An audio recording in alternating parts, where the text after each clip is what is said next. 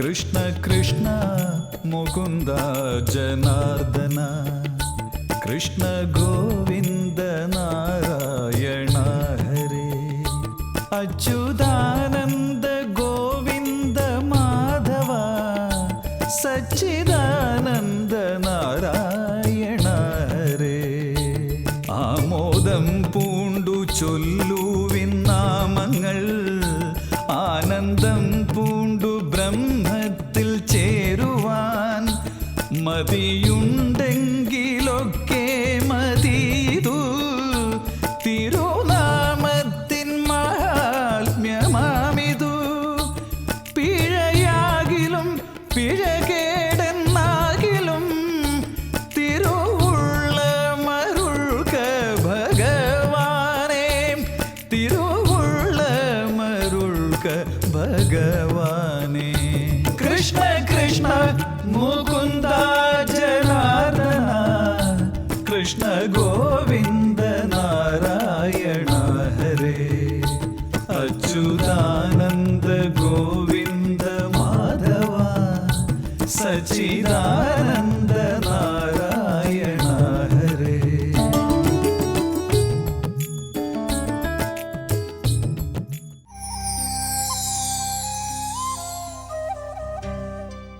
ജ്ഞാനപ്പാനയുടെ ഈ അന്തിമ വരികളിൽ തൻ്റെ എല്ലാ കാഴ്ചപ്പാടുകളും വളരെ മനോഹരമായി സംഗ്രഹിച്ചുകൊണ്ടാണ് പൂന്താനം അവതരിപ്പിക്കുന്നത്.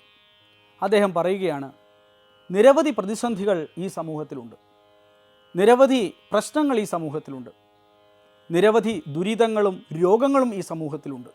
അതിനെല്ലാം ഒരേ ഒരു പരിഹാരമേ ഉള്ളൂ, അത് ജപിക്കലാണ്. അത് ആമോദത്തോടുകൂടി ചെയ്യണം. ആ ഒരൊറ്റ മാർഗത്തിലേക്ക് നാം എല്ലാവരും തിരിയണം. നമുക്കെല്ലാവർക്കും നാമം ജപിക്കാം. അതിന് ഗൃഹസ്ഥനാകാം, അതിന് ബ്രഹ്മചാരിയാകാം, അത് സന്യാസിക്കാകാം, അത് വാനപ്രസ്ഥിക്കാകാം. അതിന് ഇന്ന് ആശ്രമം എന്നൊന്നുമില്ല, ആർക്കും ജപിക്കാം. ജപം ആരുടെയും അവകാശമാണ്, അതെല്ലാവരുടെയും ജന്മാവകാശമാണ്. ജപിക്കണം. ഇന്നലെ വരെ നിരവധി പ്രശ്നങ്ങൾ നമുക്ക് ഓരോരുത്തർക്കും ഉണ്ടായിട്ടുണ്ട്. ഈ സമൂഹത്തിലുണ്ടായ ഓരോരോ പ്രതിസന്ധികളെയും അദ്ദേഹം എണ്ണി എണ്ണി പറഞ്ഞു. നിരവധി പ്രശ്നങ്ങളുടെ മൂലകാരണത്തെ അദ്ദേഹം ചോദ്യം ചെയ്തു, മൂലകാരണത്തെ അദ്ദേഹം വിശ്ലേഷണം ചെയ്തു. പ്രതിസന്ധികളുടെ യഥാർത്ഥ കാരണത്തെക്കുറിച്ച് നമ്മുടെ മുമ്പിൽ അദ്ദേഹം തലനാരിഴ കീറി വിശ്ലേഷണം ചെയ്തുകൊണ്ട് അവതരിപ്പിച്ചു. തുടർന്ന് അദ്ദേഹം പറയുകയാണ്, ഇനിയെങ്കിലും ഈ പ്രശ്നങ്ങൾ അവസാനിപ്പിക്കാൻ നിങ്ങൾക്ക് നാമം ജപിച്ചുകൂടെ? എത്ര സ്നേഹത്തോടു കൂടിയാണ്, സരളതയോടു കൂടിയാണ്, ലാളിത്യത്തോടു കൂടിയാണ്, അതിമനോഹരമായിട്ടാണ് അദ്ദേഹം ഈ ചോദ്യം നമ്മോട് ചോദിക്കുന്നത്.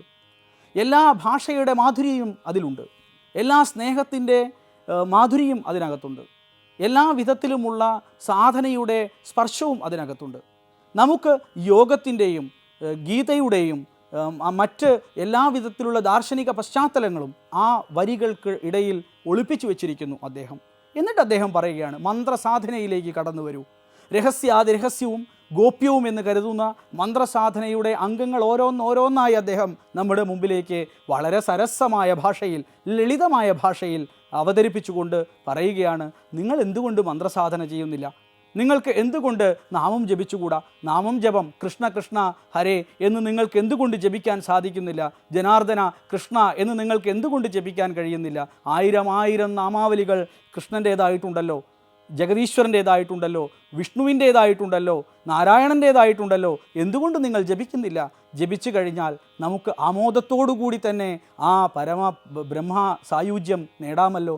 നമുക്ക് ഹരേ കൃഷ്ണ കൃഷ്ണ കൃഷ്ണ എന്ന് നമുക്ക് ജപിച്ചുകൊണ്ട് നമുക്ക് ബ്രഹ്മസായുജ്യം ഇതാ ഈ നിമിഷത്തിൽ നേടാമല്ലോ. ഈ നിമിഷത്തിൽ തന്നെ നമുക്ക് നേടാമെന്നിരിക്കെ എന്തുകൊണ്ട് നമുക്ക് ആ പരമപദത്തിലേക്ക് നടന്നെടുത്തുകൂടാ? തുക്കറാം ചെറുപയർ തൂക്കിക്കൊടുക്കുമ്പോഴാണ് 11 തേര എന്ന് പറയുന്ന 13 തേര എന്ന് പറയുന്നിടത്താണ് തേര എന്നതിന് നിൻ്റെ എന്നും ഒരു അർത്ഥമുണ്ട്.